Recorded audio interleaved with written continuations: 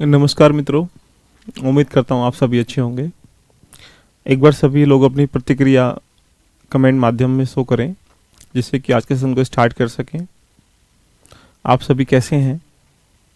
आपकी स्ट्रेटेजी कैसी चल रही है? तैयारी कैसी चल रही है? एक बार सभी लोग कमेंट करें। ऑडिबल विजुअल दोनों ठीक से हम लोग। नमस्ते एवरीवन। गुड आफ्टरनून अंकित, प्रियंका। मैं बहुत अच्छा हूँ, आप सब बताएं कैसे हैं? सबकी तैयारी कैसी चल रही है? 2022 को जिन लोगों ने फोकस किया है कि हम लोगों को इस बार यूपीएससी का 2022 का एग्ज़ाम देना है, उसके अकॉर्डिंग आपकी तैयारी मुझे उम्मीद है कि आप कर रहे होंगे और अपनी रणनीति के आधार पर बहुत अच्छी तैयारी करें, क्योंकि मौका कभी कभी मिलता है, चाहे वो एग्ज़ाम का मौका हो, चाहे ज़िंदगी में मौका हो। तो चलिए स्टार्ट करते हैं आज के सेशन को। अभी तक जो टॉपिक हम लोग रन कर पा रहे थे वो एवरेज था। तो एवरेज की आई थिंक हम लोगों ने 7-8 लगभग क्वेश्चन किए हैं। तो हम चलते हैं नेक्स्ट क्वेश्चनों की तरफ को। मुझे उम्मीद है कि आप सभी लोगों को जो मैंने कंसेप्ट, जो तरीके बताए हैं, आप लोग उनके साथ एंजॉय कर पा रहे होंगे। और आपको सी सेट पढ़ना है, आपको एसएससी का मैथ्स नहीं पढ़ना है। बहुत सारे दिमाग में तुम्हारे मिथ हो रहा है कि आप आज सवाल उठा लेंगे, मार्केट से कोई बहुत सारे क्वेश्चन उठा लेंगे। उन क्वेश्चनों के पीछे मत भगिएगा। निकाल के देखिए 2011 से लेकर 2021 के बीच के कार्यकाल को, देखा जाए कि क्वेश्चन का स्टैंडर्ड कैसे आ रहा है। आपको मैंने हमेशा यही कहता हूँ कि मैथ्स नहीं सीखना है। आपको मैथ्स सीखेंगे तो फिर आप जाओ ना उधर की उनके एग्जाम वसूल करने के लिए। आपको सी सेट के अंतर्गत जो चीज़ें पूछता है, किस तरीके से आती है, उनके बारे में चर्चा करनी है। चलिए स्टार्ट करते हैं। एक बार सभी लोग कमेंट करें कि स्टार्ट करें। रेडी हैं सब लोग कॉपी पेन लेके हुए? बहुत आराम से हम लोग पढ़ रहे हैं, बहुत आराम से पढ़ेंगे। कोशिश करते हैं कि क्लास के टाइमिंग को हम लोग जहां 1 घंटे उसको 2 घंटे कर लें, कि 1 घंटे हम लोग मैथ्स पढ़ लिया करेंगे, 1 घंटे हम रीजनिंग पढ़ लिया करेंगे, जिससे कि दोनों चीज़ आपस में साथ चलेंगे। लेट्स स्टार्ट करते हैं आज की क्लास को। सभी लोग अच्छे होंगे मुझे उम्मीद है। तो आज का क्वेश्चन ये आपके सामने ये रहा। हम लोग लगभग 8 या 9 क्वेश्चन किए हैं। एक बार सभी लोग कमेंट करें कि हाँ, लगभग 8 या 9 क्वेश्चन का मतलब है कि 8-9 स्टेप पढ़ें, 8-9 तरीके हम लोगों ने जाने एवरेज को करने के लिए। बाकी जो रिमेनिंग पार्ट है आज लेके चलते हैं उनके बारे में। तो आज का क्वेश्चन जो रहा पहला, और लास्ट में पहले हम लोग पढ़ रहे हैं सारे स्टेप्स को। उसके बाद जो 11 से लेकर अब तक के पेपर आए होंगे, उनमें जो एवरेज के क्वेश्चन आए उनको भी हम लोग यही सोल्यूशन करेंगे आपके सामने, और उसी पैटर्न से जैसे हम लोगों ने पढ़ते हुए आए हैं। तो चलिए स्टार्ट करते हैं। क्वेश्चन नंबर नेक्स्ट आज का ये रहा आपके सामने। एक बार सभी लोग पढ़ने का प्रयास करें, बहुत आराम से हम लोग पढ़ेंगे। 20 संख्याओं का, यानी कह सकते हैं कि 20 संख्याओं का जो औसत जो है 145 है। यदि इसमें 2 संख्या जोड़ दी जाए, यदि 2 संख्या और जोड़ दी जाए, तो उसके औसत में 3 की वृद्धि हो जाती है, उनके औसत में 3 की वृद्धि हो जाती है। आगे तो जोड़ी गई संख्याओं का योगफल ज्ञात करें। बड़ा अच्छा क्वेश्चन है। कभी कभी योगफल पूछेगा, कभी कभी यहाँ इनसे एवरेज पूछेगा, राइट। बहुत आराम से पढ़ने का प्रयास करेंगे। मेरा मानना है कि अगर आपने एक दिन में एक कंसेप्ट को भी समझा है तो मान के चलिए कि वहां से एक क्वेश्चन को करने के लिए आप तैयार हो चुके हैं, राइट। क्वेश्चन क्या बोल रहा है? The average of 20 number is 145 if 2 more numbers are added to then it average increase by 3, then the find of sum of the number of the pair। मतलब जो जोड़े गए नंबर है उनको सम ज्ञात करना है। अब पहले आप यूपीएससी के एस्पिरेंट हैं, आपके अंदर सबसे बड़ी जिम्मेदारी ही होती है कि आपको क्वेश्चन बनाने का एक आइडिया होता है, जो विचार होता है, क्वेश्चन कैसे कैसे बनते हैं, वो आपके दिमाग में होना चाहिए। चाहे वो आप जीएस को लेते हुए हो, चाहे सीसेट को लेते हुए। जो ये क्वेश्चन आपके सामने लिखा हुआ है, ऐसा नहीं कि इस तरह का ही क्वेश्चन आए इसलिए इसे करना सीख लें और बस हमारी नैया पार हो जाएगी, ऐसा नहीं कह सकता मैं कभी भी। पहले बात को समझो। जहां पे ये 2 संख्याएं ऐड कर रहा है, वो 2 संख्याओं की जगह 1 संख्या भी ऐड कर सकता है, 2 भी ऐड कर सकता है, 3 भी कर सकता है, 4 भी कर सकता है, जैसा उसका मन करेगा वैसे करेगा। पहली बात। दूसरी बात, जहां उसके एवरेज में क्या कर रहा है, यहां पे 2 की वृद्धि हो रही है, तो यानी कह सकते हैं जहां पे वो वृद्धि कर रहा है तो 2 की जगह 3 की वृद्धि कर सकता है, 4 की कर सकता है। वृद्धि की जगह इंक्रीज की जगह वो डिक्रीज कर सकता है, यानी कमी भी कर सकता है। यहां पे वृद्धि करने के लिए बोल रहा है। तो पहली बात मैं आपसे समझाने यही चाहता हूं कि यूपीएससी के क्षेत्र में जब भी आप कूदे हैं एस्पिरेंट के रूप में, तो आपके दिमाग में चीजें बैठ जानी चाहिए कि हमें क्वेश्चन कैसे बनता है। अगर आप लोग जीएस भी पढ़ पा रहे हो, अब जीएस में कोई सा भी तुम टॉपिक क्यों ना पढ़ रहे हो, अगर आपको ये नहीं पता कि क्वेश्चन बनता कैसे, तो आप पढ़ाई कैसे करेंगे कि आप आपको तैयार करना होता है। इसलिए पहली आपके दिमाग में एक थीम बना लीजिएगा कि क्वेश्चन के स्ट्रक्चर कैसे होते हैं, क्वेश्चन कहाँ से बन सकता है, कहाँ से नहीं बनता है, ये चीज आपके दिमाग में हो जानी चाहिए, मेरा मानना है। तो ऐसे ही सीसेट में भी आपके दिमाग में चीजें बिल्ड होती जाएंगी ऑटोमेटिकली, कि जब आप एंजॉय करते हुए चलेंगे कि जो ये क्वेश्चन है, ये क्वेश्चन ऐसा नहीं आने वाला, इससे जितने भी एस्पेक्ट बन सकते हैं वो सारे एस्पेक्ट इस क्वेश्चन के माध्यम से होने चाहिए। जब तक तब तो पढ़ने का दायित्व बनता है मेरे से, नहीं तो फिर तो कोई भी क्वेश्चन कराएगा, भग जाएगा कि हाँ ठीक है भैया ऐसा क्वेश्चन कर लीजिएगा, एग्जाम में आएगा तो कर लेंगे, नहीं आएगा तो नहीं करेंगे।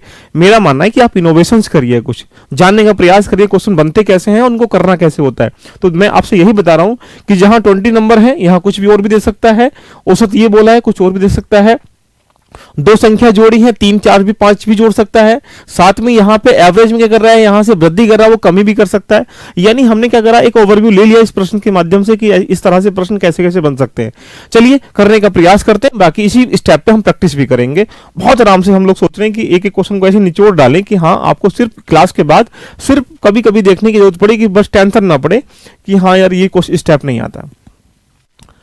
सपोज दैट इस क्वेश्चन को करते कहते हैं, आप जानते होंगे जब भी हम लोग एवरेज से जाते हैं, जब अगर हमें एवरेज से जाना है, हमें एवरेज से सम पे जाना हो, योगफल पे जाना हो, तो आपने ये सीखा होगा कि हमें क्या करना पड़ता है। हमने पहली क्लास में बताया था कि जब हमें औसत से यानी एवरेज से अगर हमें जाना हो सम पे, योगफल पे, तो क्या करना होता है, हमें मल्टीप्लाई करनी होती है, हमें मल्टीप्लाई करनी होती है। और जब योगफल से हम लोग सम पे आते हैं तो आपको मैंने बताया था कि डिवाइड करनी होती है। ये बात आप जान गए होंगे। लेट्स कैसे स्टार्ट करते हैं, देखिएगा यहां संख्याएं कितनी है, 20 संख्याएं हैं, 20 संख्याएं हैं और यहां से औसत कितना 145। तो आप जान सकते हैं कि अगर मुझे इनका योगफल ज्ञात करना हो तो आप ये कहेंगे कि मल्टीप्लाई ही करना पड़ेगा, कि 20 नंबर है और यहां से 145 औसत है। तो अगर इन्हीं संख्याओं का 20 संख्याओं का मैं औसत योगफल पूछूंगा, सम पूछूंगा, तो आप नॉर्मली कह सकते हैं कि इसका मल्टीप्लाई करना पड़ेगा। मल्टीप्लाई करने के बाद जो भी आएगा, आई डोंट नो, मुझे नहीं पता कितना आएगा, बट आप ये कह सकते हैं कि 290 और यहाँ 00 यानी 2900 आ जाएगा मल्टीप्लाई करने के बाद। आई थिंक मुझे ऐसा लगता है। उसने बोला है कि इसमें दो संख्या और जोड़ दी गई, तो जहां पे संख्या 20 थी यहां पे 2 और जोड़ दी गई, तो संख्या कितना हो गई है, 22 हो चुका है, राइट। देन आफ्टर उसके बाद देखा जाए मल्टीप्लाई किससे करेंगे, उसने बोला है कि औसत में 3 की वृद्धि हो जाती है। तो अगर औसत में 3 की वृद्धि होगी तो इसमें किससे कितना करना पड़ेगा, औसत कितना हो जाएगा, यहां से 148 हो जाएगा। अब जब हमें 22 की मल्टीप्लाई 148 से करनी पड़ेगी, तो भाई मेरे बस की तो है नहीं कि मल्टीप्लाई कैसे होगा, आई डोंट नो। बट मैं ये कह सकता हूं कि अगर आप भी करेंगे तो आप यही करेंगे, 148 की मल्टीप्लाई 22 से करेंगे, जो भी नंबर यहां से आएगा मल्टीप्लाई कर लेके देख भी लेते हैं, एक बार ट्राई कर लेते हैं। 2 8 16 कैरी हो जाएगा 1, 2 4 8 और 1 9, 2 1 2। इससे करेंगे तो कितना हो जाएगा 6, और यहाँ पे कितना 9 और 2 आपस में ऐड करेंगे तो कितना हो जाएगा 6 हो जाएगा, 5 हो जाएगा, यहाँ पे कितना हो गया 11 और 1 12 और 1 कितना हो गया 3 2 5 6 हो गया। ये इसका सम हो गया किसका, 22 नंबर का। लेकिन बात को समझने का प्रयास इसलिए करिएगा कि हमारे पास 20 संख्याओं का जो यहां से योगफल है वो कितना दिया है 2900, और 22 संख्याओं का जो योगफल है वो कितना दिया है 3256 दिया है। तो भाई सोच लीजिएगा यहाँ पे संख्या 2 ही तो बढ़ी है। अब 2 संख्या बढ़ने से जो नंबर बढ़ा है, यहाँ पे जो सम बढ़ा है वो उन्हीं संख्याओं का योगफल होगा जो जोड़ी गई हैं। तो 2900 में अगर 3200 को आपस में लेस करेंगे तो आई थिंक मुझे लगता है कि आराम से हम निकाल पाएंगे 356 क्या आ जाएगा, इसका लेस आ जाएगा जो अंतर है। अब यही किसका मान होगा, जो 2 संख्या आपस में ऐड की गई है। तो इसका आंसर कितना आ चुका है, 356 आ चुका है। लेकिन यार दोस्तों मुझे ऐसे नहीं करना है। यहाँ एक थोड़ी सी बात को आप मेरे से पढ़ने का मतलब है कि आपको डिफरेंट वे के साथ साथ एंजॉय तरीके से एंजॉय करना है सीसेट का। अगर मान लीजिएगा यहाँ पे जहां 2 संख्या जोड़ी गई हैं तो यहाँ पे हम लोग 2 जोड़ा है, यहाँ पे 3 जोड़ा जाता तो हम लोग उसको 3 जोड़ लेते, यहाँ पे 4 जोड़ता हम 4 जोड़ लेते। संख्या में वृद्धि करी औसत में तो वहां पे वृद्धि 3 की करी तो 3 ऐड कर लिया, 4 की है 4 कर लिया। अगर हमसे पूछा गया कि जोड़ी गई संख्याओं का योगफल कितना है, तो जो अंतर आया वो कितना आ चुका है 356। ये क्या आ चुका है, ये वो 2 संख्याओं का योगफल है जो 2 संख्या यहाँ आपस में जोड़ी गई हैं। अगर इसमें औसत पूछेगा कि जोड़ी गई संख्याओं का औसत ज्ञात कीजिए, तो आप जानते हैं कि 356 2 संख्याओं का औसत है। अगर मुझे इनका औसत योगफल है 2 संख्याओं का कितना 356, अगर मुझे एवरेज निकालना है तो 2 संख्याओं का एवरेज कितना हो जाएगा, डिवाइड कर लेंगे, आंसर जाएगा। ये तो रहा एक बेसिक तरीका जिससे आप आराम से निकाल सकते हैं। लेकिन इसको कुछ ऑर्डिनरी तरीके सीखने के लिए हमें क्या करना है, कैलकुलेशन से बचने के लिए, दिमाग में चीजें हमेशा रहे काम करने के लिए हम आपके सामने लेके आता हूं। देखो बेस्ट तरीका देखिएगा। अब आप सोच लीजिएगा, आप अगर बेसिकली निकाल सकते हैं, जहां संख्याएं 2 जोड़ी हैं 3 जोड़ सकता है, 4 जोड़ सकता है, 10 जोड़ सकता है, औसत को घटा सकता है, उसको बढ़ा सकता है, ये सारे काम आपने सीखे होंगे। बट अब मुझे कैसे करना है, बात को समझने का प्रयास करें। इसको आपने नोट डाउन कर भी लिया होगा, नहीं किया तो करने की आवश्यकता भी नहीं है। इसको देखो कैसे करते हैं, मेरे साथ दोस्तों बोर्ड पे आ जाइएगा। सपोज दैट मैं तुम्हें एग्जाम्पल समझाता हूं। पहले 3 दोस्त है, ए बी और सी। अब बताइए, ये 10 रुपए खर्च करता है, ये भी 10 रुपए खर्च करता है और ये भी 10 रुपए खर्च करता है। अगर एक डी दोस्त इनके पास आ जाता है और मैं आपसे अगर ये पूछूं कि बताइएगा कि यहां पे डी कितने रुपए खर्च करे कि उनके एवरेज पर कोई इफेक्ट ना पड़े, कोई प्रभाव ना पड़े, तो निसंकोच आप ये कह सकते हैं कि जब प्रत्येक आदमी 10 रुपए खर्च करता है तो यहां डी भी कितने रुपए खर्च करेगा, 10 ही रुपए खर्च करेगा। अगर यहां से आप बात को समझ चुके होंगे कि अगर हमें यहां से डी यहां पे अगर आ चुका है, तो अगर ये कहा गया है कि डी कितने रुपए खर्च करे कि एवरेज ना तो बढ़े ना घटे, तो आप डायरेक्टली बोलेंगे बिना कुछ करे कि भाई 10 रुपए खर्च करने पड़ेंगे। लेकिन अगर ये कह दिया कि डी ने आने के बाद एवरेज में 2 की वृद्धि कर दी, तो आप ये कह सकते हैं डेफिनेटली तरीके से कि जहां 2 की वृद्धि करी है तो यहां पे यही इस व्यक्ति ने 2 की वृद्धि करी है, तो यानी इस संख्या का मान क्या है, वैल्यू ज्यादा है। और वृद्धि सब में होती है, तो 2 की वृद्धि यहां भी करेगा, 2 की वृद्धि यहां भी करेगा, 2 की वृद्धि यहां भी करेगा, 2 की वृद्धि यहां भी, क्योंकि एवरेज सभी में डिस्ट्रीब्यूट होता है। अब अगर मैं आपसे ये पूछूं कि बताइएगा डी का मान कितना है, तो आप कह सकते हैं कि वृद्धि डी ने करी है, तो ये मान किसका होगा, डी का होगा। और ऊपर से ये तो 10 और 14 8 कितना हो जाएगा, 18। ये किसकी वैल्यू आ चुकी है, डी की आ चुकी है। लेकिन ये एक तरीका है समझाने का कि औसत को बराबर करने के लिए डिस्ट्रीब्यूट करना पड़ता है बराबर। अब हमें कैसे करना है, बड़े आराम से लॉजिकल पैटर्न से सीखने का प्रयास करते हैं। देखिएगा 20 नंबर का एवरेज कितना है, 145। हम इसको लिख लेंगे, देखिए बिना कुछ करे। अब सोचो यहां से संख्या कितनी जोड़ी गई है, 2। अगर यहां संख्या जोड़ी गई है या ऐड की गई है तो आप प्लस लगाएंगे, अगर लेस की गई है, डिक्रीज की गई है, घटाई गई है तो भी यहां माइनस लगाएंगे। दिमाग में इवेलुएट करना है। अब सोचो जोड़ी गई है तो हमने प्लस लगाया, अगर यहां घटाई जाती हटाई जाती तो हम लोग इसको लेस कर लेते। संख्या कितनी जोड़ी गई है, 2। किसी भी संख्या की 1 2 3 4 से मल्टीप्लाई करने में कोई दिक्कत का सामना नहीं करना पड़ता, पहली बात। अब सोचो अगर यहां से 20 संख्याओं का औसत 145 था, संख्याएं जोड़ी गई तो मैंने प्लस लगा दिया, 2 संख्या जोड़ी गई तो मैंने यहां पे 2 से मल्टीप्लाई इसलिए कर दी क्योंकि 2 संख्या जोड़ी गई हैं। अगर 1 होती तो हम 1 से गुणा कर लेते, 3 होती तो हम 3 से कर लेते, 4 होती हम 4 से कर लेते, राइट। अब सोचो ये जो वैल्यू है 145 की मल्टीप्लाई अगर 2 से करेंगे तो आई थिंक मुझे लग रहा है कि आप आराम से 290 निकाल पा रहे होंगे, क्योंकि वो संख्याएं उन्होंने बराबर करने के लिए इतना इतना वैल्यू दिया होगा। लेकिन उसने कहा कि ऐसा करने से क्या कहना चाह रहा है, ये ऐसा करने से ये कह रहा है कि जहां जोड़ी गई संख्या कितनी जोड़ी गई है, 2। अब 2 जोड़ी गई है तो संख्या कितनी होगी, 22। अब उसने वृद्धि की है तो यहां पे क्या लगाएंगे, प्लस, और कमी की है तो क्या लगाएंगे हम लोग, माइनस। लेकिन वृद्धि कितने की है, 3 की। तो अगर 3 की वृद्धि की है तो 22 की अगर 3 से मल्टीप्लाई करेंगे तो आप डेफिनेटली कह सकते हैं कि 66 आ जाएगा वृद्धि। आप सोचो ऊपर भी प्लस है नीचे भी प्लस है, तो अब इन दोनों को आपस में अगर इवेलुएट करेंगे, आपस में जोड़ेंगे, तो मुझे लगता है कि 356 जो आ जाएगा, ये वो संख्याएं हैं जो संख्या यहां से 2 जोड़ी गई हैं। ये रहा बहुत अच्छा कंसेप्ट है, इसके एग्जाम्पल भी करेंगे हम लोग आराम से, लेकिन इसको करने का प्रयास करिएगा। फिर समझने के लिए हम लोग आपके सामने लेके आ रहा हूं। जैसे मान लीजिएगा यहां से मैंने लिखा है कि 18 नंबर है, 18 नंबर है, उनका जो एवरेज है मैं बोल देता हूं कि यहां पे 290 है, या जो मन करे लिख लीजिएगा, 160 मान लेते हैं। अब यहां पे आपसे बोलूं कि 4 संख्याएं ऐड कर दी गई, 4 नंबर जो है यहां पे ऐड कर दिए गए, और एवरेज में जो है, एवरेज में 3 की डिक्री इंक्रीज हो जाता है, 3 जो है इंक्रीज हो जाता है। तो जोड़ी की संख्याओं का एवरेज ज्ञात कीजिए। तो वो कैसे करेंगे, बात को समझो बड़े आराम से। क्या लिखा है मैंने, 18 नंबर लिखे हैं, कितना एवरेज है, 160। संख्याएं कितनी जोड़ी गई हैं, 4। अगर जोड़ी गई हैं तो प्लस लगाएंगे, 4 तो 4 से, क्लियर। कितना आ जाएगा, 640 आ जाएगा प्लस का, बड़े आराम से कर सकते हैं। उसके उपरांत यहां से ये संख्याएं जब अगर 4 ऐड कर दी गई तो संख्या कितनी हो चुकी है, 22 हो चुकी है, क्लियर है। अब यहां पे संख्याओं में क्या हो, एवरेज में वृद्धि हुई है तो हम प्लस लगाएंगे, कमी होती तो हम लोग माइनस कर लेते, राइट। कितने की वृद्धि हुई है, 3 की, तो 3 की वृद्धि तो कितना जाएगा, प्लस के 66 आ जाएगा। इन दोनों को आपस में अगर कैलकुलेट करेंगे तो आई थिंक मुझे लगता है कितना आ जाएगा, 706 आ जाएगा। 706 वो संख्याएं हैं जो यहां पे 4 संख्या ऐड की गई, बिना कुछ करे हमारा आंसर आ चुका है। कुछ करना पड़ रहा है, हमें कुछ नहीं करना पड़ रहा है। और समझिएगा सारे प्रश्नों को यहां लॉजिकल पैटर्न से समझने के लिए इसलिए आपके सामने हाजिर हूं कि आप जान पाओ। मैंने लिखा है 40 नंबर है, 40 नंबर का जो एवरेज है वो कितना लिखा है मैंने, 150 लिखा है मान लेते हैं। अब यहां से क्या करा है कि संख्याएं 3 नंबर जो है लेस कर दिए गए, 3 नंबर यहां से लेस कर दिया गया, 3 नंबर लेस कर दिया, घटा दिया गया। उसके बाद जो एवरेज है वो एवरेज में क्या हो गया है, इंक्रीज हो गया। फिर भी अगर एवरेज, अब एवरेज इंक्रीज हुआ है कितने का, 2 का हुआ है, इंक्रीज हुआ है 2 का। तो अगर मैं आपसे पूछूं कि जो संख्या घटाई गई हैं उनका सम कितना होगा, तो बड़े आराम से समझने का प्रयास करें। देखिएगा 40 संख्याओं का एवरेज कितना है 150, संख्याएं कितना की हैं माइनस की हैं, लेस की हैं, तो क्या लगाएंगे माइनस लगाएंगे। कितनी संख्याएं लेस की हैं 3, तो 3 से मल्टीप्लाई करेंगे, कितना आ जाएगा आप आराम से कह सकते हैं कि 450 आ जाएगा, किसका माइनस का। संख्याएं अगर यहां से 3 लेस की हैं, संख्याएं कितनी हो चुकी हैं 37 हो चुकी हैं, राइट।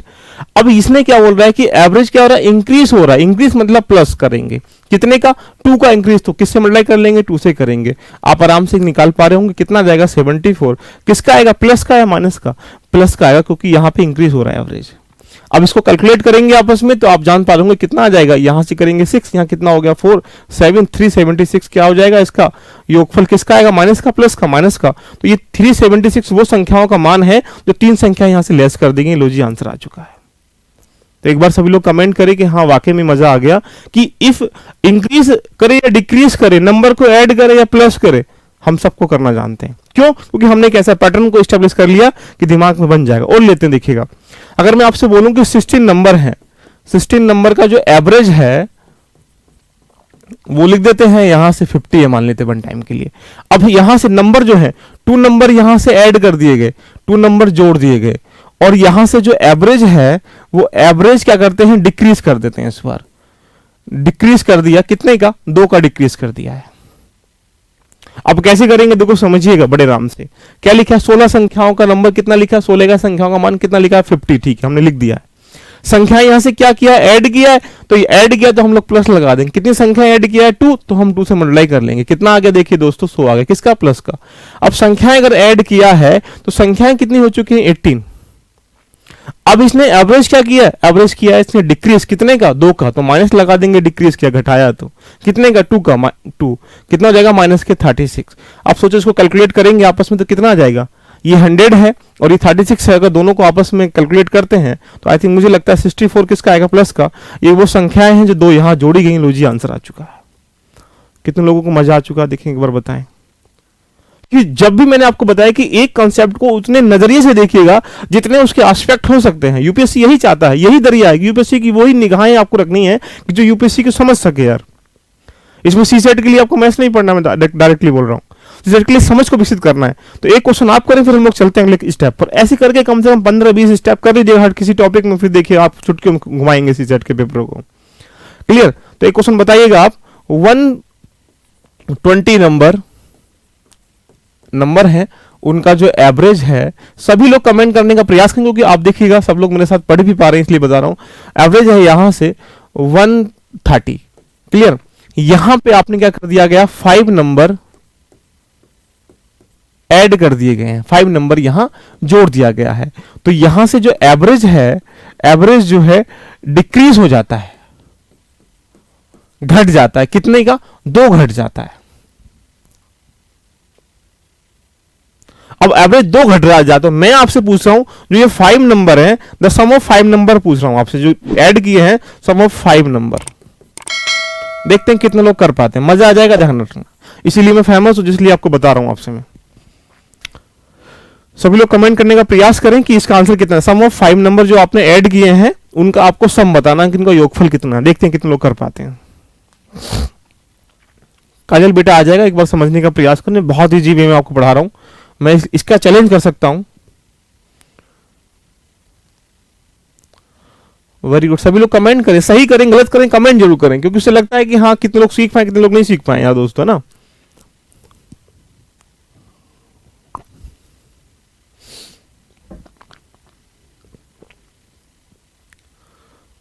सम ऑफ 5 नंबर, देखते हैं कितना आता है। सब लोग अच्छे आराम से सीख, आपने देखा ना हमने एक पैटर्न बना दिया, हमने एक तरीका बना दिया कि हाँ अगर ऐसा प्रश्न आएगा तो बड़ा मजा आ जाएगा। देखिए आई विल ट्राई, और देन सब लोग एक बार देखें कितना लिखा है। 120 का क्या लिखा है एवरेज देख लीजिए, 120 का एवरेज कितना लिखा है, 120 नंबर का एवरेज लिखा है 130। संख्याएं बोलिए ऐड किया है लेस किया है, ऐड किया है, तो क्या करेंगे प्लस करेंगे, मल्टीप्लाई प्लस क्या करेंगे, तो क्या करेंगे, मल्टीप्लाई किससे करेंगे, 5 से। आई थिंक मुझे कल लगता है कितना जाएगा, 650 प्लस का आ जाएगा। देन यहां से जब ऐड किया है तो संख्याएं अगर 5 ऐड करेंगे तो कितना जाएगा, 125 संख्याएं आ जाएंगी, राइट। देन उसके बाद उसने बोला डिक्रीज हुआ है, डिक्रीज क्या हुआ है, एवरेज डिक्रीज हुआ है, कितने का, -2 का, -2 डिक्रीज हुआ है। तो आप क्या बोलेंगे इसमें, 250 किसका, प्लस का, माइनस का, माइनस का। अब इन दोनों को जब कैलकुलेट करेंगे तो आप देख पा रहे होंगे कि यहां से कितना होगा, आप आराम से कह पा रहे होंगे 400 हो जाएगा। 400 किसका, प्लस का, माइनस का, प्लस का। तो ये वो 400 संख्याओं का सम है। किसका आंसर आ चुका है, जो संख्या जोड़ी गई। लीजिए, कुछ करना पड़ा हमें, कुछ नहीं करना पड़ा। अगर मैं इन्हीं 5 या पूछूं द एवरेज ऑफ 5 नंबर, अगर मैं आपसे पूछूं कि जो जोड़ी की संख्याएं हैं 5, उनका एवरेज ज्ञात करिएगा, तो आप आराम से कह सकते हैं कि 5 संख्याओं का जो योगफल है, ये 5 नंबर का जो सम है कितना है, 400 है, और संख्या कितनी है, 5 है, तो एवरेज कितना आ जाएगा, 80 आ जाएगा। लो जी, इसको ऐसे निकाल लेंगे। क्लियर है यहां तक कंसेप्ट, एक बार समझ लीजिएगा। चलें आगे, एक बार सभी लोग कमेंट करें। मैं चाहता हूं कि एक एक जो दरिया है इस कंसेप्ट का, वो तुम्हें इस तरीके से समझ में आता रहे कि हाँ, अगर उसके बाद तुम्हें जरूरत ना पड़े किसी भी चीज की। यार देखिए, क्वेश्चन को ढूंढ ढूंढ के लेके आते हैं, और जब मजा आ जाएगा तो आपको लगेगा कि हाँ देखिए कैसे करते हैं। चलिए, अगला क्वेश्चन आपके सामने ही रहा। कमेंट करिएगा एक बार कि हाँ मजा आ रहा है क्लास में। तो अगला क्वेश्चन आपके सामने ये रहा। 8 व्यक्तियों के औसत में 3 वर्ष बढ़ जाता है जब 2 व्यक्ति जिनकी आयु 30 वर्ष 34 वर्ष है, उनके स्थान पर 2 अन्य व्यक्ति के यहां आ जाते हैं। 2 व्यक्तियों की औसत आयु ज्ञात करें। बिल्कुल, very good. The average age of 8 person increase by 3 year when 2 person whose age are 30 year and 34 year are replace by another 2 person, find the average age of 2 person. बहुत अच्छा क्वेश्चन है। देखिए, शिवानी राठौर, कैलकुलेशन में गड़बड़ नहीं होगी, आप आराम से चढ़ेंगे तो सब सीख जाएंगे। अभी तो स्टार्टिंग है, अभी एवरेज चल रहा है हमारा। अभी तो बहुत सारे टॉपिक्स मैथ्स में बचे हैं, रीजनिंग में बचे हैं। सबके आपके दिमाग की जो समझ है उसको इस तरीके से फैला दूंगा, ट्यूब बना दूंगा उसको। क्यों, क्योंकि आप देख पा रहे हैं कि हमें समझदारी के साथ प्रश्नों करना सिखा रहा हूं आपसे मैं। अब देखिए, ऐसा क्वेश्चन जब दिया जाए तो आप सबसे पहले, आप यूपीएससी की एक एस्पिरेंट है, यूपीएससी के एस्पिरेंट की एक पहचान होती है, पहले चीजों को समझना, फिर उस पर कंटेस्ट करना कि इसके अलावा और क्या बन सकता है। हम जल्दबाजी क्या करते हैं, हमारे सामने जीएस का क्वेश्चन आ गया मान लीजिएगा, हम सोचते हैं यार ये तो आता है, ठीक है टिक कर दिया, लेकिन उस टॉपिक के और भी जो एस्पेक्ट है वो तो नहीं आते ना। तो टॉपिक क्वेश्चन को करने से पहले समझना चाहिए कि इसके और भी कितने डायमेंशन या कितने इसके फीचर्स बन सकती हैं कि कहां कहां से क्वेश्चन बन जाता है। तो ऐसे ही अगर हम ये देखें, 8 व्यक्तियों की औसत आयु 3 वर्ष है, बढ़ जाती है, तो हो सकता है कि जहां पे 8 व्यक्ति है वो 10 15 20 व्यक्ति डाल दे। जहां 3 वर्ष ही क्या कर रहा है, बढ़ा रहा है, वो 4 वर्ष बढ़ाए, 5 वर्ष बढ़ाए, या 4-5 वर्ष बढ़ाने की जगह वो यहां पे डिक्रीज की जगह इंक्रीज करे, इंक्रीज की जगह डिक्रीज करे, घटाए, वो ऐसा कर सकता है। उसके बाद जहां 2 व्यक्तियों की जगह वो रिप्लेस कर रहा है कि 2 व्यक्तियों को भेज रहा है, दूसरे व्यक्तियों को बुला रहा है। इसका मतलब क्या है, हो सकता है वो 3 व्यक्ति यहां से बुलाए या जो भी करना चाह रहा हो, और जिनकी उम्र क्या है, 30 वर्ष है और क्या है, 34 वर्ष है। अन्य 2 व्यक्तियों को उनके स्थान पर रख देता है। तो आपसे पूछा गया कि जो रिप्लेस किए गए व्यक्ति हैं, जो आएंगे, वो उनकी उम्र क्या है या उनकी उम्र का औसत क्या है। बड़ा अच्छा क्वेश्चन। देखिए कैसे करते हैं, बड़े आनंद के साथ इस प्रश्न को करेंगे और उसके साथ एक्सरसाइज भी करेंगे। देखिएगा, अच्छा, एक छोटी सी बात को एग्जांपल बेस में समझिएगा। 4 दोस्त हैं, एक ए है, एक बी है और एक सी है और एक डी है। 4 दोस्त हैं और 4 दोस्तों के बारे में समझने का प्रयास करिएगा। इस आदमी की उम्र 10 साल है, इस आदमी की उम्र 12 साल है, इस आदमी की उम्र 8 ईयर है, इसकी उम्र जो है 14 वर्ष है मान लेते हैं। एग्जाम्पल देखिएगा। अब मैं आपसे कहूं कि 2 व्यक्ति, ये सी और डी, क्या करना है, इनके स्थान पर 2 नए व्यक्ति आने हैं। तो अगर मैं ये कहूं कि अगर इन सी और डी को यहां से निकाल दिया जाता है और सी डी के स्थान पर कोई अन्य व्यक्ति सी डी नाम के ही ध्यान रखना इन्वॉल्व कर दिए जाते हैं, तो ऐसी स्थिति में अगर मैं ये कहूंगा कि 8 साल का व्यक्ति जा रहा है और 14 साल का व्यक्ति जा रहा है, तो कुल मिलाकर ये 22 साल के व्यक्ति जा रहे हैं। और मैं आपसे कहूं कि ऐसे व्यक्ति कितनी उम्र के बुलाए जाएं, 2, कि उनके औसत पर, उनके एवरेज पर कोई प्रभाव ना पड़े। तो आप यही कहेंगे कि भाई 22 साल के लोग जा रहे हैं, तो 22 साल के लोगों को बुलाना पड़ेगा, 2 लोगों को जिनकी उम्र 22 साल हो योगफल। आप इस चीज को मानते हैं, डेफिनेटली बता रहा हूं कि जब 22 साल की उम्र के 2 व्यक्ति जाएंगे योगफल में, तो 22 साल के ही आने चाहिए। क्यों? क्योंकि जब हमें औसत को कोई प्रभावित नहीं करना है, औसत को प्रभाव नहीं डालना है। ये बात समझ पा रहे होंगे आप लोग। और उसने कहा है कि औसत में क्या कर दी, 3 की वृद्धि कर दी है। तो अब यहां पे 3 की अगर वृद्धि करिए, मान लो अगर हम लोगों ने 3 की वृद्धि करें, तो अब मैंने कहा औसत में वृद्धि हमेशा क्या होती है, बराबर होती है। तो अगर मैं ही कहूं कि जो व्यक्ति ये जा रहे हैं, ये जाने के बाद जो नए आते हैं, ये क्या करते हैं, 2 वर्ष की वृद्धि कर देते हैं। तो मान लो कि जब 22 साल के जाएंगे तो 22 के तो आएंगे ही आएंगे।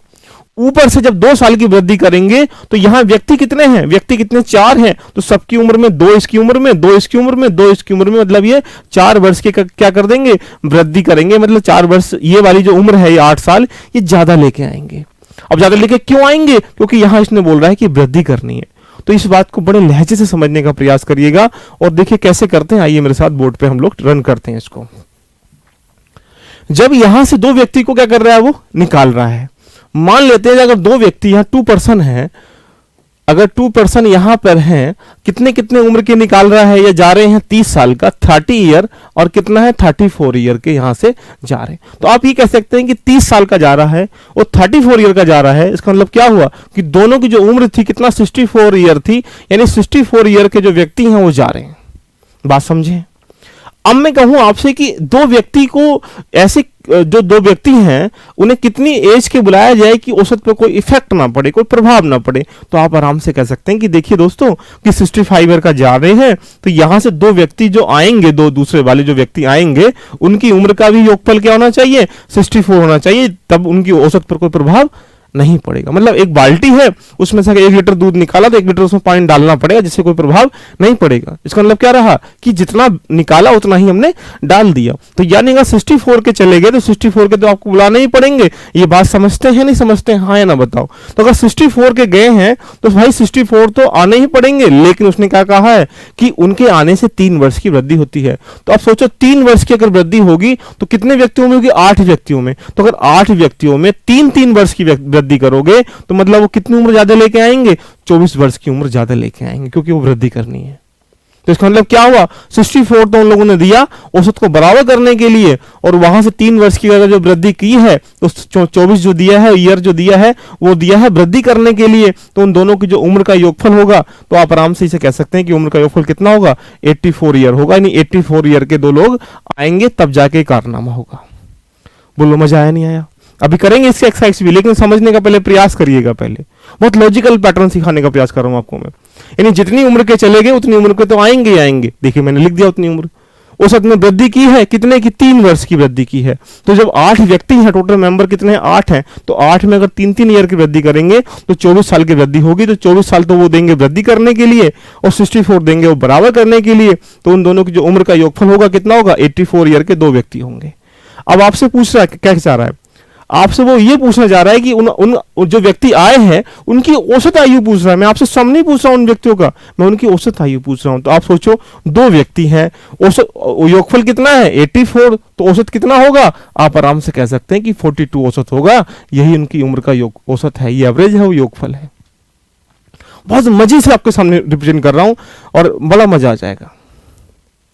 ट्राई करते हैं क्वेश्चन को, ऐसे थोड़ी होता है कहानी को समझना पड़ेगा। देखिएगा, और इसी प्रश्न को हम लोग लॉजिकल इसको करने का प्रयास करते हैं। देखिएगा इसी पे, यहां से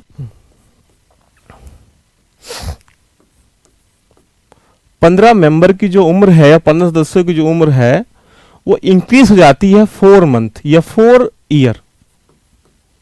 ठीक है, जब यहां से 3 पर्सन रिप्लेस कर दिए जाते हैं और उनकी 3 पर्सन की जो उम्र है वो ये है, मैं लिख देता हूं आप यहां पे 20 ईयर, 25 ईयर और 35 ईयर। तो अब हम आपसे पूछ रहे हैं, हम आपसे ये पूछने जा रहे हैं, जो 3 पर्सन आए हैं वो 3 पर्सन की उम्र का योगफल क्या होगा, एज सम क्या होगा, बताइए सभी लोग। देखिए 88 का हाफ कर लो, कोई दिक्कत का विषय नहीं, अगर इसमें संशय मत करिएगा, डेफिनेटली ना। हाँ 40 पर हो जाएगा, ठीक है।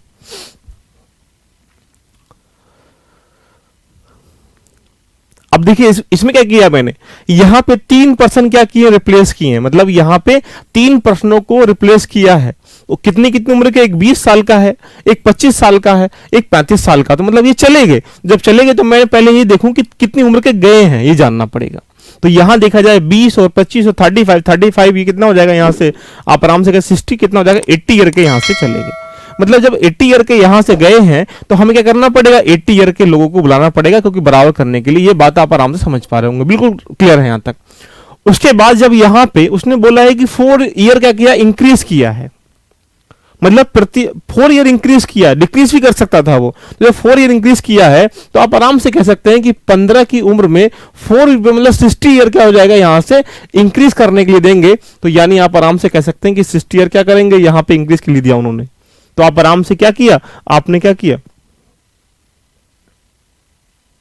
कितना हुआ, ये कितना हो गया 140 ईयर क्या हो चुकी है, उन जो 3 पर्सन आए थे उनकी पर्सनों का सम का यानी 140 ईयर क्या है, उनकी उम्र का योगफल है। बोलिए मजा आया नहीं आया, एक बार सभी लोग कमेंट कर दीजिएगा।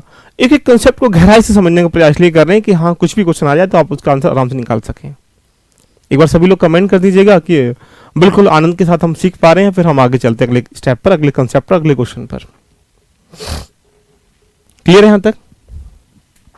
तो ऐसे प्रश्नों को हम लोग बड़े आराम से करने का प्रयास करेंगे, कोई भी दिक्कत का सामना आपको नहीं करना पड़ेगा, बस हम आराम आराम से चीजों को समझते हुए चलेंगे। देखिए अगला क्वेश्चन आपके सामने ये रहा,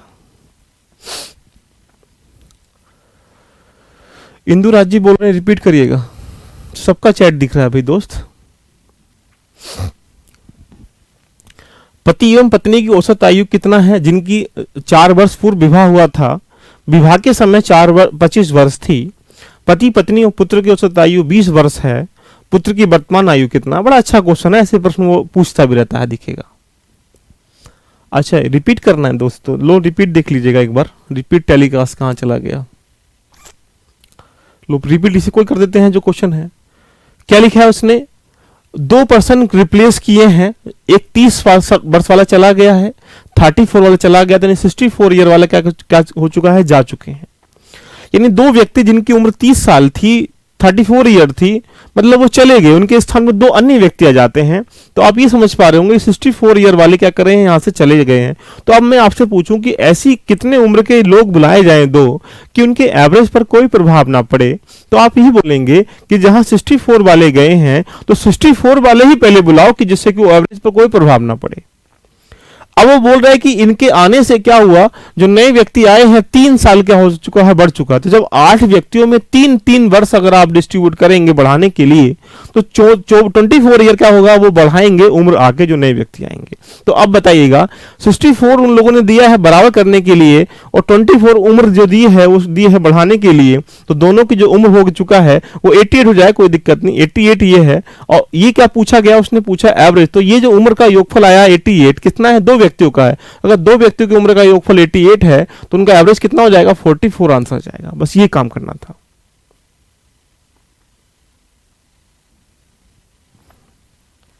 क्लियर है? अब हम लोग जो क्वेश्चन कर रहे थे वो आपके सामने ये रहा, पति पत्नी है और उनकी औसत आयु जिनका 4 वर्ष पहले विवाह हुआ था, वो विवाह के समय कितनी उम्र थी, यहां से 25 वर्ष थी। पति पत्नी एवं पुत्र की औसत आयु 20 वर्ष है, मतलब आज, तो पुत्र की वर्तमान उम्र क्या है। बड़ा अच्छा क्वेश्चन है, देखिए कैसे करते हैं। ऐसे क्वेश्चनों के अंतर्गत कोई फॉर्मूला, कोई ट्रिक लगाओगे, कुछ करोगे तो बड़ा दिक्कत का विषय होगा। ये समझो कि तुम्हारे अंदर दिमाग नहीं, देखो समझो। पति पत्नी यानी कह सकते हैं कि जो आप मान लो हस्बैंड है और एक वाइफ है, इन दोनों को अगर मैं यहां पे जहां औसत दिया है, तो औसत कितना दिया है, 25 वर्ष दिया है। तो अगर 25 वर्ष औसत दिया है तो 2 लोग हैं तो 2 से मल्टीप्लाई इसलिए करेंगे कि मुझे योगफल निकल के आ जाए कि 50 साल। अब ये नहीं कह सकते कि 50 में किसकी कितनी है, ये निकालना थोड़ा असंभव नहीं, क्योंकि रेस कुछ दिया नहीं है। तो आप कह सकते हैं कि हस्बैंड और वाइफ की जो उम्र है कितनी है, 50 वर्ष है, 50 ईयर है। लेकिन ये कब है, ये 4 वर्ष पहले है। 4 वर्ष पहले का मतलब जब विवाह हुआ था, मतलब ये विवाह के समय एट मैरिज का टाइम है ये। तो आप सोचिए अगर वर्तमान उम्र अगर हम लोग देखें इन दोनों की, तो आप कह पा रहे होंगे कि वर्तमान उम्र में 4 वर्ष उम्र जो किसका बढ़ा होगा, हस्बैंड का, 4 वर्ष किसका बढ़ा होगा, पत्नी का। तो आप ये कह सकते हैं कि हस्बैंड और वाइफ की जो वर्तमान उम्र है वो यहां से कितना हो रही होगी, 58 साल हो रही होगी। बिना कुछ करे हमने प्रेजेंट एज का सम निकाल लिया हस्बैंड और वाइफ का। यहां तक समझने में कोई दिक्कत का सामना नहीं करना पड़ रहा होगा। क्यों? क्योंकि मुझे पता है कि दोनों की उम्र 4 वर्ष अगर बात पूछेंगे तो भाई 4 साल ही हस्बैंड की बढ़ेगी, 4 वर्ष ही कितना हम वाइफ की। अब ये तो है नहीं कि हस्बैंड की 4 साल में 8 वर्ष बढ़ी और वाइफ की जो है 2 वर्ष ही बढ़ी, ऐसा तो नहीं होता ना।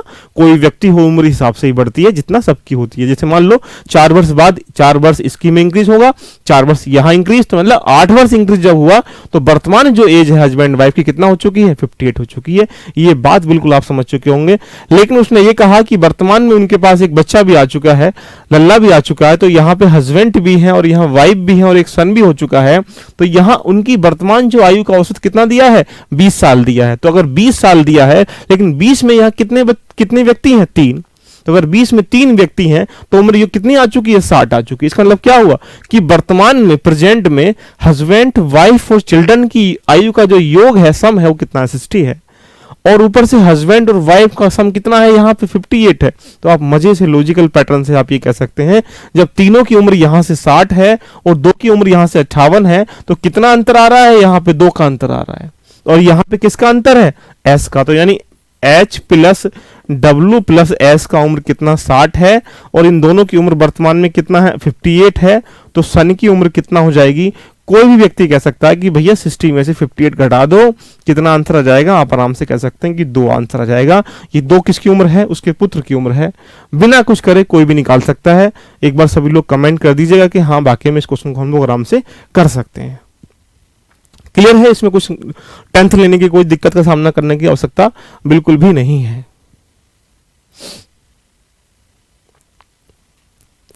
चलिए आगे, एक बार कमेंट करेंगे सब लोग। मुझे उम्मीद है कि आप सब समझ पाए इस कंसेप्ट को, तरीके को, क्वेश्चन को। अगला क्वेश्चन आपके सामने ये रहा। 15-20 क्वेश्चन करेंगे इस टॉपिक में, फिर लास्ट के पेपर कर लेंगे, आपके सामने दिमाग बन जाएगा, फिर कोई टेंशन की आवश्यकता नहीं पड़ेगी आपको। एक क्रिकेट खिलाड़ी की जो 40 पारियों का जो औसत है वो 50 है। उसकी उच्चतम यानी हाईएस्ट जो संख्या और न्यूनतम संख्या के जो से 172 अधिक है।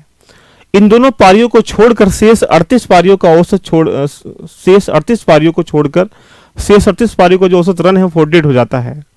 तो उसकी उच्चतम रन संख्या कितनी है।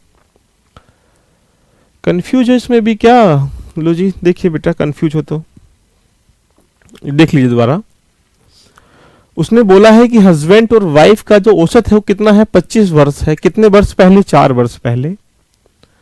तो 2 साल में अगर 2 व्यक्ति हैं तो 25 में मल्टीप्लाई करेगा 2 का तो कितना हो जाएगा, 50 है। ये कह सकते हैं कि हस्बैंड और वाइफ की जो उम्र का योगफल है कितना है, 50 है। ये कब है, ये 4 वर्ष पहले है। मतलब वर्तमान अगर यहां है तो 4 वर्ष पहले जब शादी हुआ होगा तो तब की उम्र कितना है, दोनों की 50। ध्यान रखिए।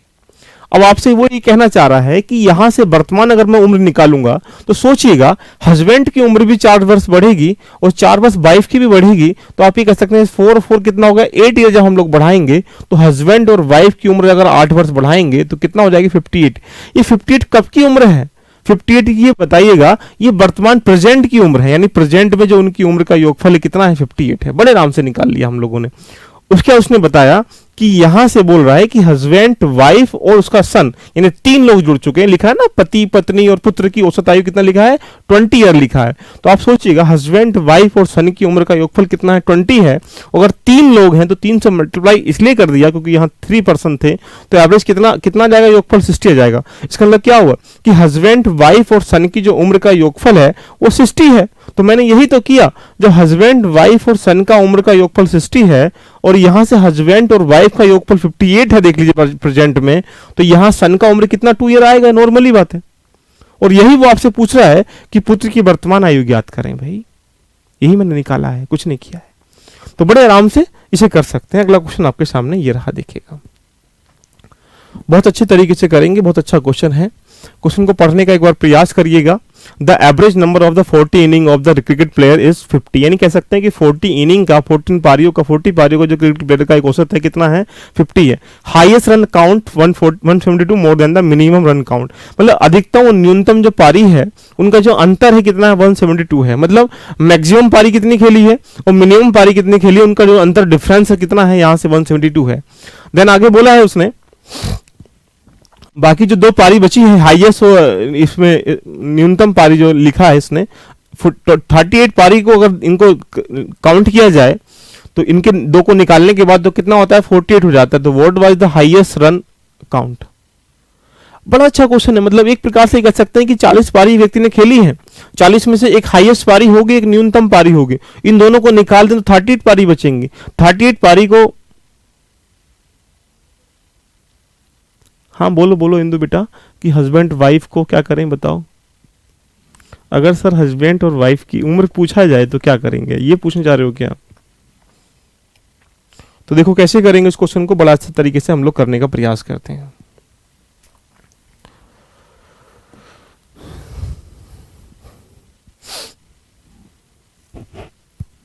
देखो अगर आपसे पूछा जाए 40 पारियों का जो औसत है कितना लिखा है, 40 पारियों का, 40 पारियों का औसत कितना लिखा है 50, तो आप आराम से कह सकते हैं कि 40 पारियों का जो योगफल होगा कितना होगा 2000 होगा। बिना कुछ करे हम लोग इसे आराम से निकाल सकते हैं। हस्बैंड और वाइफ की उम्र तो बता देना 58 होगी बेटा उसमें, है ना, नॉर्मली क्वेश्चन है। तो अगर यहां लिखा है एक क्रिकेट खिलाड़ी की 40 पारियों की औसत जो है 50 है, तो आप सोचो अगर मैं आपसे पूछूंगा 40 पारियों का 50 औसत है तो योगफल कितना होगा 2000 होगा, आराम से निकाल सकते हैं।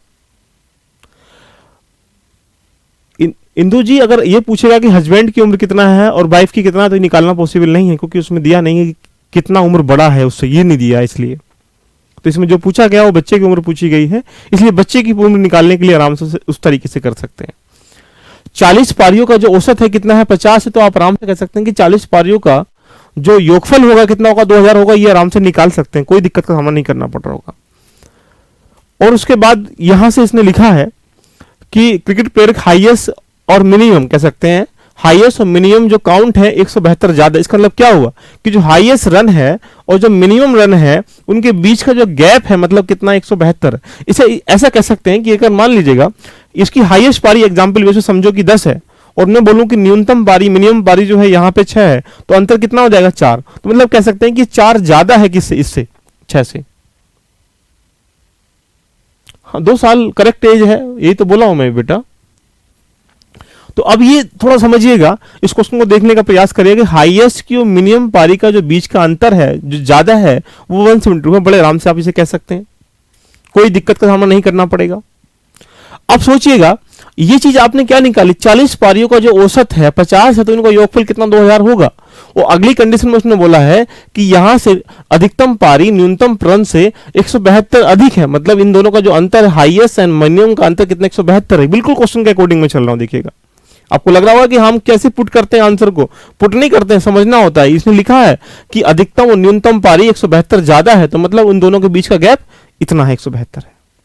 अब देखिएगा उसने बोला ये 2 पारी को निकाल दिया जाए, तो अगर मान लीजिएगा ये 2 पारी निकालेंगे तो कितना बचेंगे 38 बचेंगी। कौन सी पारी बचेंगी 38, जो हाईएस्ट और न्यूनतम मिनिमम पारी हमने निकाल दी है। अगर 38 पारी बचेंगी तो उसने बोला रिमेनिंग जो 38 बचेंगी उनका औसत कितना लिखा है उसने 48 लिखा है, तो मैंने देखिए 48 लिख दिया। तो ये जो निकल के आएगा सम, ये किसका निकल के आएगा, जब वो 2 पारी को निकाल दिया गया, यानी उन 2 पारी से अलग की हम लोग काउंटिंग करेंगे। तो 38 की जब 48 से मल्टीप्लाई करेंगे तो आई थिंक मुझे लगता है कि यहां से जो आएगा वो कितना निकल के आ जाएगा, 1 मल्टीप्लाई कर लो या डायरेक्टली भी कर सकते हैं, 48 38 मल्टीप्लाई आराम से कर सकते हैं। 8 8 जा 64, 6 हो जाएगा, 8 4 जा 42 और कितना 54, नहीं दोबारा कर लेते हैं। 48 की मल्टीप्लाई 38 से करेंगे, मैं इसको करने का तरीका और भी बता दूंगा, लेकिन मल्टीप्लाई करने से आप सीख जाएंगे कि हाँ ये लॉजिकल पेंड। 8 8 जा 64, कैरी 6 हो जाएगा, 8 4 जा 32 और 6 कितना होता है 38, 3 8 जा 24, 2 होगा, 3 4 जा 12 और 2 कितना 144। इसको आपस में ऐड करेंगे 4 2 हाँ 18 24 हो जाएगा। अब देखो बड़े आराम से समझने का प्रयास करिएगा, इसमें कुछ भी नहीं करना पड़ेगा। अब सोचो, इमेजिन करिए, बड़े आराम से लॉजिकल पैटर्न से घेरने का हम प्रयास करें। 18 से 24 आगे चुका है, ठीक है। अब एक बात सोचिएगा, जब यहां 2 पारी वो निकाली गई हैं तो यहां पे 40 पारियों का औसत कितना है, यहां पे 2000 है योगफल, और 38 पारियों कितना लिखा है, यहां पे 184 लिखा है। तो ये जो बीच का गैप है ये वो 2 पारियों का योगफल है, हाईएस्ट और मिनिमम वाली पारियों का, क्योंकि हमने इनको निकाल दिया गया। तो कितना अंतर आएगा, यहां से आप आराम से कह सकते हैं कि 176 हो जाएगा। ये किसकी पारियों का आ चुका है, जो हमने निकाली गई। तो निकाली कौन सी गई थी, हाईएस्ट में निकाली गई है, और प्लस कितना मिनिमम, इनका योगफल कितना लिख रखा है 176 लिख रखा है, देखिएगा। अब ऐसे करने से देखिए कुछ भी टेंशन का विषय नहीं है, सिर्फ मैंने जहां 40 पारी थी वहां पे 2 पारी निकाल दी गई, तो यहाँ पे 2 पारी निकाली, 38 बची, एवरेज कितना होगा 48, तो आप कह सकते हैं कि 38 पारियों का योगफल 1824 है और 40 पारी का औसत कितना 2000 है। बीच में जो गैप देखा कितना आ चुका है 176, ये क्या है, ये मिनिमम और मैक्सिमम जो पारी है उनका योगफल है। आप सोचो, आराम से देखिएगा, इमेजिंग करिएगा, इक्वेशन नंबर 1 है, इक्वेशन नंबर 2 है, अगर दो संख्याओं का योगफल ये है और अंतर ये है तो ये m से m कट जाएगा, तो एक h कितना हो जाएगा 2h, और इसको जोड़ेंगे आपस में तो आप आराम से कह सकते हैं कितना हो गया 8 और 14 और कितना हो जाएगा 348।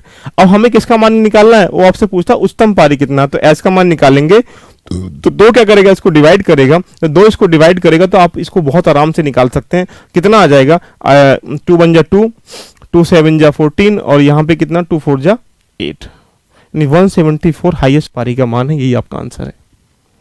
इनिंग मतलब पारी बेटा, पारी मतलब जो खेलते हैं, एक पारी खेल ली, 2 पारी खेल ली आपने ना, जैसे एक मैच कह लीजिएगा हिंदी में, तो बड़े आराम समझ पाए देखिए इस क्वेश्चन को भी। अब इसको समझने के लिए एक बार और प्रयास आपको बताता हूं, देखिएगा क्या लिखा है यहां से, 40 पारियों का औसत 50 है, तो योगफल कितना हो गया 2000, बड़े आराम से निकाल लिया आपने। 2 पारी जो हाईएस्ट और मिनिमम है उनको निकाल दिया गया, तो पारी कितनी बची 38, औसत कितना 48, तो कितना आया 824, तो 824 क्या आ चुका है, ये 18 पारियों का योगफल आ चुका है। तो अब सोचो 2000 में से 1824 घटाया तो यहां से बचा कितना 176, 176 क्या आ चुका है, जो मिनिमम पारी और मैक्सिमम पारी का जो योगफल है वो आ चुका है 176। उसके बाद उसने बोला है कि मिनिमम हाईएस्ट पारी और मिनिमम पारी का जो अंतर है वो कितना 172, और योगफल हमने यहां से निकाल ही लिया 176, तो जब हम m से m क्योंकि प्लस माइनस के कट जाएगा तो एक m कितना हो जाएगा 2h हो जाएगा, और 2h इसको जोड़ेंगे 348, तो h का मान कितना आ चुका है 174, ये आंसर आ चुका है। एक बार सभी लोग कमेंट कर दीजिएगा कि हाँ वाकई में हमने इस चीज को समझ लिया है, फिर हम लोग आगे चलते हैं, रन करते हैं। क्लियर है यहां तक? एक बार देखें, 2 बार देखें, बड़ा मजा आ जाएगा आपको।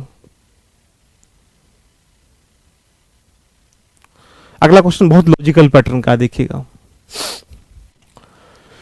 एक समुद्री जहाज किनारे से 40 किलोमीटर की दूरी पर है, इसमें एक छेद हो जाता है जिसमें 6 मिनट प्रति 1.5 टन पानी भरता है, और 60 टन पानी इस जहाज को डुबोने के लिए पर्याप्त है। बिल्कुल अच्छी बात है, किंतु जहाज में लगा एक निकास पंप 12 टन प्रति घंटा पानी की दर से बाहर निकालता है। और फिर लिखा है जहाज की वह औसत गति ज्ञात करें, एवरेज स्पीड ज्ञात करें कि डूबने तक वह किनारे पर आ जाए। बड़ा अच्छा क्वेश्चन है। आज से sea ship is 40 kilometre away from the shore, there is a hole in it is which 6 minute पर 1.5 टन, 1.5 टन का 1.5 लीटर मान लेते हैं वन टाइम के लिए, of a water is the filled inside 60 ton is the water is the enough, मतलब 60 litre पानी क्या है इनफ है इसको डुबोने के लिए। तो आपसे क्या पूछ रहा है, बटन एक्सिस पंप इंस्टॉल, उसमें तभी उसको इंस्टॉल कर दिया जाए, निकास नल है, और 12 टन क्या करता है पानी निकालता है 1 घंटे में। Find the average speed for the ship which is the reach shore as the soon it restart sinking, मतलब वो डूबने को हो तब तक किनारे पर आ जाए वो। देखिए बहुत अच्छा क्वेश्चन है ये, इसको अच्छे क्वेश्चनों को देखो जितने भी दिमाग से तुम करोगे तो बड़ा मजा आ जाएगा। आइए हमारे साथ करते हैं क्वेश्चन को और समझते हैं कि कैसे करना है। देखो देखिए एक यहां से नदी है और यह एक किनारा है मान लेते हैं वन टाइम को समझने के लिए। इस किनारे से नाव जो है कितनी दूरी पर है, 40 किलोमीटर की दूरी पर है, और यहां नाव है और ये नाव क्या है चल रही है। इसमें एक छेद हो जाता है जो नीचे से पानी भरता है नाव में। तो अब वो क्या कहना चाह रहा है, जो इसमें पानी भर रहा है, जो एक छिद्र है जो एक इसमें हो चुका है, वो क्या करता है 6 मिनट में 1.5 टन, यानी 6 मिनट में क्या कर रहा है वो 6 मिनट में 1.5 टन या 1.5 लीटर ऐसा कह सकते हैं पानी भरता है। बिल्कुल बात को समझना चाहिए, बहुत लॉजिकल पैटर्न से। क्या किया नाविक ने, तभी इसमें एक एग्जॉस्ट पाइप लगाया, निकास नल लगाया। उसने कहा कि जो निकास नल लगाया है वो 12 टन पानी क्या करता है निकालता है, यानी 12 टन पानी निकालता है कितने 1 घंटे में। 1 घंटे का मतलब क्या है कि 60 मिनट में वो कितना पानी निकालता है 12 टन पानी निकालता है, 12 लीटर पानी निकालता है, ऐसे कह सकते हैं। बहुत आराम से देखो समझिएगा। और उसने ये कह दिया कि नाव को डूबने के लिए 60 लीटर पानी क्या है पर्याप्त, मतलब नाव को डूबने के लिए 60 लीटर पानी क्या है पर्याप्त है। देखो अब बात को समझो, अगर ये क्या कर रहा है, पानी भर रहा है और ये पानी क्या है, इसमें पानी भर रहा है नाव में और ये निकाल रहा है। तो पहले ये देखें कि यार भर कितना रहा है 1 घंटे में, निकल कितना रहा है 1 घंटे में। ये लॉजिकल पॉइंट है, दिमाग समझना पड़ेगा। तो अगर मैं देखूं कि 60 मिनट में 1.5 लीटर पानी भर रहा है, तो पहले इसको, अगर ये कहानी घंटों में निकालने वाली है तो इसको भी हम लोग क्या करेंगे, घंटों में कन्वर्ट कर लेंगे। घंटों का मतलब है कि 60 मिनट में कितना पानी वो भरेगा नीचे वाला छिद्र, ये देख लेते हैं। तो अगर यहाँ 6 मिनट में 1.5 लीटर है या 1.5 टन है या जो मान लीजिएगा, वो तो 6 मिनट में अगर ये है तो 60 मिनट में कितना होगा, तो आप आराम से कह सकते हैं कि 6 टाइम जा 60, तो यहाँ अगर 1.5 जा कितना हो जाएगा, 15 लीटर हो जाएगा, या 15 लीटर या टन जो भी लेना चाहो हो गया। इसका मतलब क्या हुआ कि 60 मिनट में जो पानी भर रहा है उसमें कितना भर रहा है, 15 लीटर या 15 टन या 15, जो वो कहना चाह रहा है वो देख लीजिए एक बार। तो अब एक बात सोचो, ये इस नाव में 15 लीटर पानी तो भर रहा है और यहां से 12 निकल रहा है, तो आप ये आराम से कह सकते हैं कि 1 घंटे में, यानी कह सकते हैं कि 1 घंटे में 3 लीटर पानी भर रहा है, बहुत आराम से। क्वेश्चन का आंसर आ चुका, देखिएगा 1 घंटे में कितना पानी जा रहा है नाव में, आप बताएंगे तो आप ही बोलेंगे कि देखिएगा उस नाव में छिद्र के माध्यम से 1 घंटे में 15 लीटर पानी तो नीचे से छेद में जा रहा है और ऊपर से पाइप से हम लोग 12 लीटर पानी निकाल देते हैं। बिल्कुल सही बात है। तो आप ये कह रहे होंगे कि यहां से 1 घंटे में 3 लीटर पानी उसमें नाव में जा रहा है, स्टोर हो रहा है। तो सोचिएगा, नाव को डूबने के लिए 60 लीटर पानी चाहिए, तो अगर 1 घंटे में 3 लीटर पानी भर रहा है तो ये 60 लीटर पानी आप ये कह सकते हैं कि 20 घंटे में ध्यान रखना भर जाएगा भाई। कुछ नहीं करना है, दिमाग लगाना, देखिएगा। तो यानी ये कह सकते हैं कि 1 घंटे में अगर 3 लीटर पानी नाव में जा रहा है और 60 लीटर पानी भरना है उसको डुबाने के लिए, तो आप ये आराम से बोलेंगे दोस्तों कि यहां से 20 घंटे में वो नाव में पानी पहुंच जाएगा। तो आपके दिमाग में क्या आ रहा होगा कि इस 20 घंटे में अगर वो नाव डूबने के लिए 60 लीटर पानी पहुंचाएगी, तो इस डूबने के लिए यानी ये कह सकते हैं कि आराम से कि इस टाइमिंग में, यानी इस 20 घंटे में हमें इस नाव को यहां तक लाना होगा। और इस नाव को अगर 20 घंटे में यहां से यहां तक लाना पड़ेगा, तो भाई दूरी कितनी है, 40, लाना कितने घंटे में, 20, तो क्या एवरेज स्पीड हो जाएगी उसकी, 2 किलोमीटर प्रति घंटा। लो जी, आंसर आ गया। हमें कुछ करना पड़ा? हमें कुछ भी नहीं करना पड़ा दोस्तों। एक बार सभी लोग कमेंट करें कि हाँ वाकई में मजा आ गया इसमें, कि देखिए क्वेश्चन की लॉजिकल पैटर्न से कैसे किया है। इसके लिए कोई ग्रंथ, फॉर्मूला, कंसेप्ट कोई जरूरत ही नहीं है यार भाई। नॉर्मली देखो, जो पानी भर रहा है नाव में वो 6 मिनट में कितना, 1.5 लीटर, तो 1 घंटे में कितना भरेगा, 15 लीटर। जो पानी निकाल रहा है वो 1 घंटे में कितना, 12 लीटर। इसका मतलब क्या हुआ कि 1 घंटे में 3 लीटर पानी जा रहा है नाव में। अब 1 घंटे में अगर 3 लीटर पानी जा रहा है और नाव को डुबोने के लिए 60 लीटर पानी चाहिए, तो भाई घंटे लगेंगे 20। और जब घंटे 20 लगेंगे तो उस 20 घंटे में नाव को कहां से लेके आना है, यहां से यहां तक लेके आना है। और जब नाव 20 घंटे में 40 किलोमीटर लेके आएगी, तो भाई 40 किलोमीटर को 20 घंटे में लेके आओगे, तो भाई कोई भी इंसान कह देगा भाई आराम से 2 किलोमीटर प्रति घंटा चलाइए नाव को, एवरेज स्पीड से पहुंच जाओगे। तो देख पा रहे हैं ना हमने क्वेश्चन की एक स्टैंडर्ड को किस तरीके से बनाया है कि हाँ इसमें बिल्कुल भी कोई दिमाग का काम है बिल्कुल। और यूपीएससी है ही दिमाग का एग्जाम। यूपीएससी किसी किताब का, किसी नोट्स का, किसी ग्रंथ का एग्जाम नहीं है। यूपीएससी दिमाग का एग्जाम है, पर्सनैलिटी का एग्जाम है। प्रियंका जी एक बार फिर देखिएगा, मैं दोबारा समझाता हूं। एक नाव जो है, एक नाव यहां से कितनी दूरी पर है, 40 किलोमीटर की दूरी पर है बिल्कुल। इसमें एक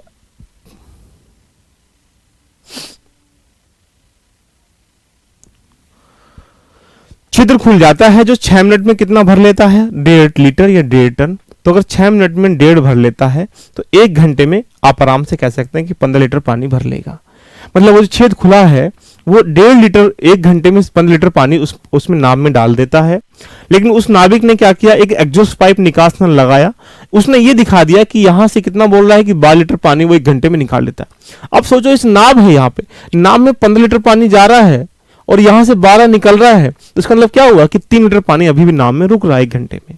अब 1 घंटे में अगर 3 लीटर पानी रुक रहा है, तो यहां से 60 लीटर पानी पर्याप्त है, उसने लिखा है नाव को डुबोने के लिए।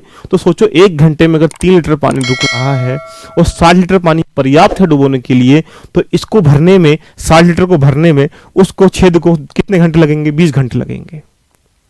और जब ये 20 घंटे लगेंगे, तो आप आराम से कह सकते हैं कि 20 घंटे में ही इस नाव को कहां से कहां तक लेके आना पड़ेगा, यहां तक लेके आना पड़ेगा। और जब 20 घंटे में इस नाव को यहां से यहां तक लेके आना पड़ेगा, तो आप बिल्कुल बिना किसी संशय से, बिना किसी टेंशन के ये कह सकते हैं कि देखिए भाई 40 किलोमीटर की दूरी है, 20 घंटे में तय करनी है, तो बिना कुछ करे आंसर कितना आ जाएगा, 2 किलोमीटर प्रति घंटा, क्योंकि आप जानते हैं कि दूरी है 40 किलोमीटर, जाना है 20 घंटे में, तो कोई भी इंसान निकालेगा यार। क्लियर है? एक बार सभी लोग कमेंट कर दीजिएगा, और मुझे उम्मीद है कि समझ पा रहे होंगे क्वेश्चन को।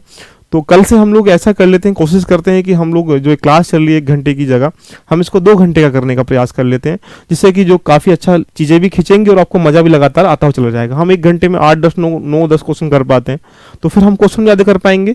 साथ में 1 घंटा हम लोग मैथ्स को कर लेंगे, 1 घंटा रीजनिंग कर लेंगे, जिससे कि दोनों चीज़ें आपस में लिंक होती हुई चलती चली जाएंगी।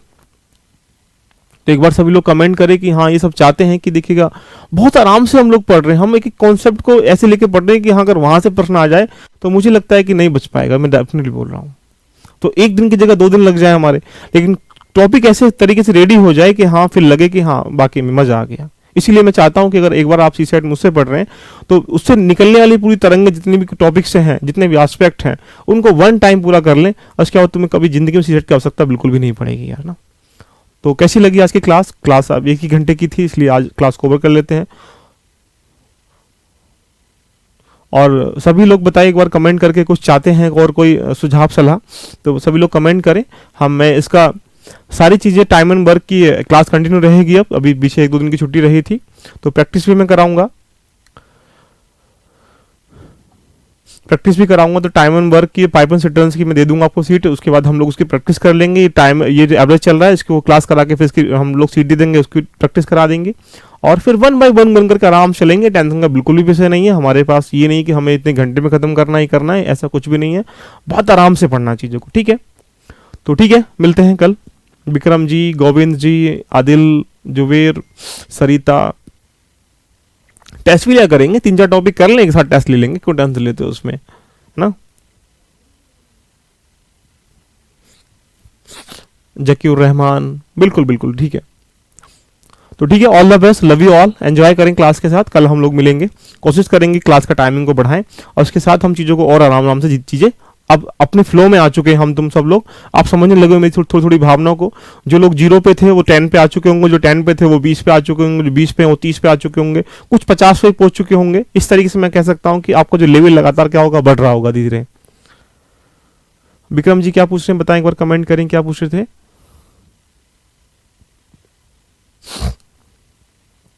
क्या पूछना चाह रहे हैं विक्रम जी, बताएं। सबका इंक्रीज हो जाएगा, मैं दावा बोल रहा हूँ। सी सेट नहीं रुकेगा, क्योंकि हम अभी तो टॉपिक पढ़ने के साथ सबसे बड़ी जबरदस्त चीज़ ये होती है कि हम लोग लास्ट के क्वेश्चन भी कर लेते हैं, है ना। ये ध्यान रखिएगा। तो आप उनके साथ कोई दिक्कत नहीं है, टेंशन ना लीजिएगा बिल्कुल भी, है ना। छोटे मोटे डाउट हैं वो सब निकलते चले जाएंगे आराम से, ठीक है। All the best, love you all, enjoy करें क्लास के साथ, ठीक है। Bye bye.